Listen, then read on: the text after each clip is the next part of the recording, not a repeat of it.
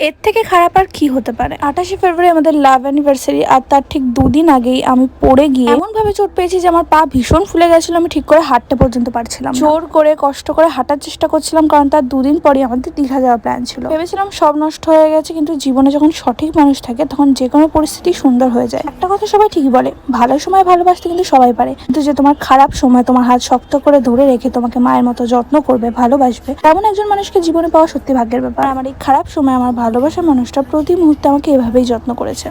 আমাকে খাইয়ে দেবে তুমি?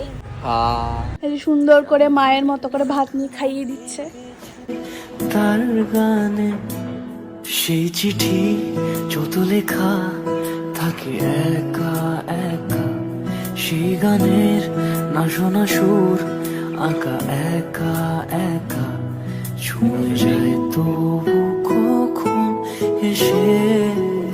ভালোবাসা রূপ গুণ টাকা পয়সা থেকে হয় কিনা জানি, তবে এই একটা মানুষ যে আমি রোগা থাকি না মোটা থাকি, আমি দেখতে সুন্দর হই কি কুৎসিত হই, তার কাছে কোনো কিছুই ম্যাটার করে না।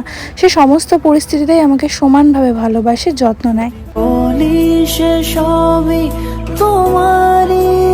একটা মানুষ যে মায়ের মতন যত্ন করবে, বাবার মতন আগলে রাখবে, এর থেকে বেশি একটা মেয়ে আর কি চায়। আমার মা বাবা তো আমার থেকে বেশি ওকে ভরসা করে। এখনো আমার বিশ্বাস হয় না যে আমরা ঝগড়া মারামারি গন্ডগোল করতে করতে 3টে বছর হেসে খেলে কিভাবে কাটিয়ে ফেললাম। পকেটে 50 টাকা নিয়ে বেরিয়ে এক প্লেট মোমো শেয়ার করা থেকে আজকে সমস্ত পরিস্থিতিতে আমরা একে অপরের হাত শক্ত করে ধরে রেখেছিলাম। আর আজ সেই মানুষটাই আমার হাজবেন্ড, আমার বয়ফ্রেন্ড, আমার বেস্ট ফ্রেন্ড।